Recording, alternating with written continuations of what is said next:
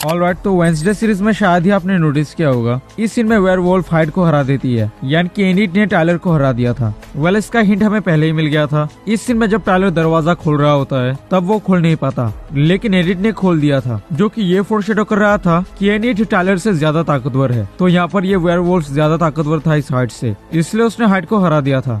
And इस scene में Wednesday की माँ कहती है कि ये जो वेडनेसडे नाम है इसको उन्होंने किसी नर्सरी पोएम से लिया था। तो मेरे दिमाग में खुजली हुआ और मैंने सर्च किया एंड यस, वो पोएम मुझे मिला भी। और यहाँ पर आप एक लाइन को नोटिस कर सकते हो जहाँ पर लिखा है वेडनेसडे's चाइल्ड इज फुल ऑफ वो, और ये सेम लाइन मोर्टिशिया ने कही थी। एंड इस सीन में वेडनेसडे और गाइस शायद ही आपने नोटिस किया होगा कि ये जो वेडनेसडे है यानी कि जेना ओर्टेगा, इनको आपने पहले भी एमसीयू में देखा है। मैं नहीं मानता। नहीं मानना पड़ेगा मेरे दोस्त। अब कैसे कब कहाँ देखा बताऊंगा इस वीडियो में, so watch this video till the and. Good morning दोस्तों, तो यार कैसे हो? तो गाइस मैंने वेडनेसडे सीरीज को फ्रेम बाय फ्रेम देखा, मुझे बहुत सारे हिडन डिटेल्स मिले जिसके बारे में इस वीडियो में बताऊंगा, so watch this video till the and. Now before I start the video, मुझे इंस्टाग्राम पे जरूर से फॉलो कर लेना। और ये सीरीज काफी धांसू है, ये मुझे काफी हद तक हैरी पॉटर से इंस्पायर्ड हुआ लग रहा है। और इस सीरीज में जो सबसे अमेजिंग चीज थी वो था ये प्रिंसिपल, भाई कसम से कतई जहर है, मेरे को बवाल लगी। Anyways, so hey guys, my name is Deva and welcome to my channel Deva the HBD. So guys, without wasting any more time, let's get bloody straight into it.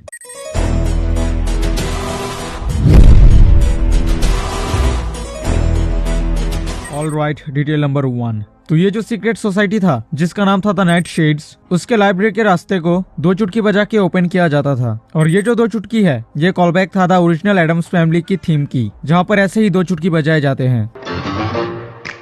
Detail number 2। तो इस सीन में कार के number plate में Adams लिखा हुआ होता है in short form, क्योंकि ये कार एडम्स फैमिली की थी। और यहाँ पर न्यू जर्सी लिखा हुआ होता है क्योंकि एडम्स फैमिली के जो क्रिएटर थे जिनका नाम था चार्ल्स एडम, और उनका जन्म इसी जगह पे हुआ था, आई मीन न्यू जर्सी पे। Detail number 3। तो गाइस जो एडम्स फैमिली है उन्हें हमें ब्लैक एंड व्हाइट कलर में दिखाया जाता है, क्योंकि इनका जो पहला टीवी सीरीज आया था द एडम्स फैमिली जो 1964 में आया था वो ब्लैक एंड व्हाइट में था, so that's the reason. Detail number 4। तो इस सीन में आप प्रिंसिपल के टेबल पे एक टॉय को नोटिस कर सकते हो जहाँ पर एक छोटा सा स्कल है। वेल गाइस, मैं आपको बता दूं ये रेफरेंस है टिम बर्टन की एक मूवी आई थी जिसका नाम था बीटलजूस। वहाँ पर एक कैरेक्टर था जो अपने हेड को श्रिंक कर सकता था और ये उसी का रेफरेंस था, so I hope you understand. Detail number 5। तो इस सीन में हम वेडनेसडे के ब्रदर को देखते हैं और उसका जो टी शर्ट है ये कॉलबैक है था एडम्स फैमिली की, जहाँ पर वेडनेसडे का भाई ऐसा ही कुछ टी शर्ट पहनता था। तो इस सीन में वेडनेसडे के ब्रदर के मुंह में आप एप्पल को नोटिस कर सकते हो और उससे एक रस्सी से बांधा गया था। वेल गाइस, मैं आपको बता दूं ये अगेन कॉलबैक था द एडम्स फैमिली की जो 1991 में आई थी, जहाँ पर पग्सली को कुछ इसी तरीके से बांधा गया था। Detail number 7। तो इस सीन में वेडनेसडे अफिलिया का जिक्र करती है। अफिलिया वही है ना जिसे उसकी फैमिली ने इतना तंग किया कि वो पागल हो गई और फिर अपनी जान ले ली।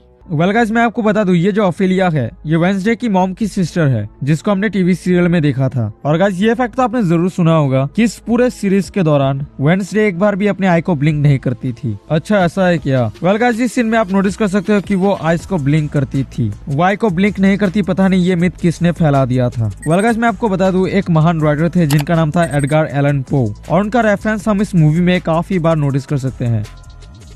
जैसे कि ये स्टैचू है वो उनका एक है, और ये पो cup that was again reference of Edgar Allan Poe. Not only that, यहाँ पर ये जो टीम्स के नाम थे ये एलन पो के शॉर्ट स्टोरी के ऊपर बेस्ड थे, जैसे कि ये the pit and the pendulum, ये द गोल्ड बग, ये ब्लैक कैट्स और ये the cask of एमोंटिलाडो।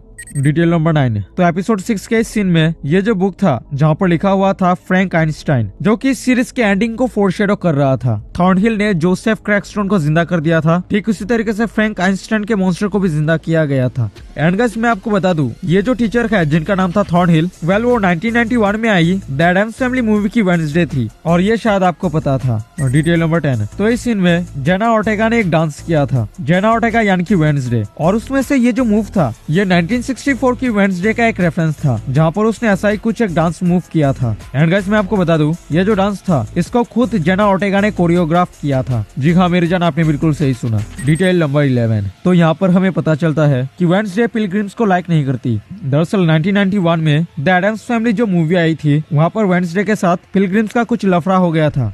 They have said do not trust the pilgrims, especially Sarah Miller. तो यही कारण था जिसकी वजह से वेडनेसडे पिलग्रिम्स को लाइक नहीं करती।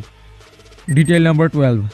एंड गाइस जो वेडनेसडे की मॉम की जो ड्रेस थी, हाँ ज्यादा मत देखो, वो चार्ल्स एडम की जो पहली कार्टून आई थी एडम्स फैमिली के ऊपर, वहाँ पर वेडनेसडे की मॉम की जो ड्रेस थी उससे इंस्पायर्ड हुआ है। आप नोटिस कर सकते हो कि ये ड्रेस काफी हद तक मैच करते हैं। Detail number 13। तो इस सीन में जब वेडनेसडे की मॉम गैरेट गेट्स के कब्र के पास गई थी तब उन्होंने गुलाब के गर्दन को उड़ा दिया था। वेल गाइस मैं आपको बता दूं ये कॉल बैक था 1964 में आई एडम्स फैमिली सीरियल की, जहाँ पर मोटेशिया ऐसे ही कुछ गुलाब के गर्दन को उड़ा दी थी। वेल ऐसा कुछ सीन हमने पहले भी 1991 में I the Adams family movie में भी देखा था, जहाँ पर वो गुलाब के गर्दन को उड़ा दिया था। और इसके बाद भी अगर तुमने लाइक नहीं किया ना भाई, कसम से इस वीडियो को छोड़ के चले जाओ। Detail number 14। तो ये जो वेडनेसडे के अंकल थे जिनका नाम था अंकल फेस्टर, वेल इससे पहले हमने उन्हें एक बल्ब जलाते हुए देखा था। वो बल्ब उन्होंने कैसे जलाया था वहाँ पर तो एक्सप्लेन किया नहीं गया, लेकिन इस सीरीज में एक्सप्लेन किया गया। हम यहाँ पर देखते हैं कि अंकल फेस्टर के पास कुछ इलेक्ट्रिकल पावर होती है और इस इलेक्ट्रिकल पावर की मदद से ही उन्होंने उस बल्ब को जलाया था जो पुराना फेस्टर अंकल थे। वेल अंकल फेस्टर के आईज में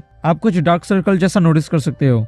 वेल गाइस ये कॉल बैक है 1964 की अंकल फेस्टर की, जहाँ पर उनके आईज में ऐसा कुछ डार्क सर्कल था और वहाँ पर कुछ ज्यादा ही था। एंड गाइस इस नेटफ्लिक्स के वेडनेसडे में हमने कुछ स्पाइडर को भी नोटिस किया था। वेल गाइस मैं आपको बता दूं ये रेफरेंस था 1964 की टीवी सीरीज की, जहाँ पर वेडनेसडे के पास एक पेट स्पाइडर होता है जिसका नाम था होमर, HOMER।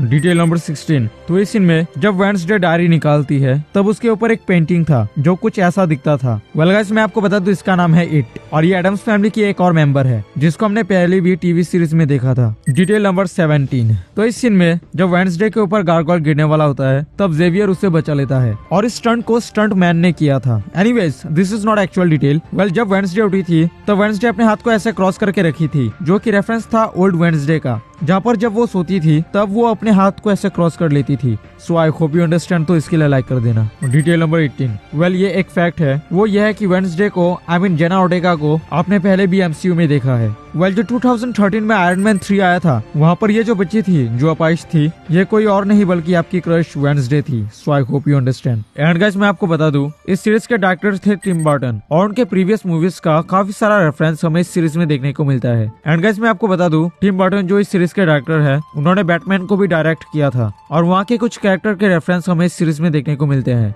जैसे कि ये कैट वुमन और ये द जोकर। देख सकते हो ये काफी हद तक जोकर की तरह मैच कर रहा है। Detail number 19। तो ये जो मॉन्स्टर था जिसको हाइड कहते हैं, मुझे लगता है कि टिम बर्टन ने जो इस सीरीज के डायरेक्टर है उन्होंने इस मॉन्स्टर का इंस्पिरेशन बीटलजूस मूवी के मॉन्स्टर से लिया हुआ होगा। आप देख सकते हो ये दोनों काफी हद तक मैच करते हैं। एंड गाइस इस सीन में जब वेडनेसडे डांस कर रही थी तब उसका हाथ का मूवमेंट कुछ ऐसा हो गया था और ये काफी हद तक थिंग की तरह मैच कर रहा है। एंड यस ये एक्चुअली में थिंग का रेफरेंस था क्योंकि थिंग के बिना ये सीरीज अधूरी है। एंड गाइस वेडनेसडे की आई की जो आईबॉल है वो बहुत ज्यादा डार्क है, लेकिन रियल लाइफ में ऐसा नहीं है क्योंकि शूटिंग के दौरान Jenna Ortega dark eyes lens को यूज करती थी जिनकी वजह से उनका आई थोड़ा ज्यादा डार्क लगे। The last detail. इस सीन में यहाँ पर आप मिलर एंड गोफ नेम को नोटिस कर सकते हो। वेल ये दोनों ही सरनेम है माइल्स मिलर एंड अल्फ्रेड गोफ का और वो दोनों इस सीरीज के क्रिएटर्स में से हैं और ये उनका ही रेफरेंस था। सो या that's the end of this video, like कर देना और लाइक कर देना और सब्सक्राइब कर देना। मैं मिलता हूँ नेक्स्ट वीडियो में। Till then good bye, stay tuned, मेरी जान।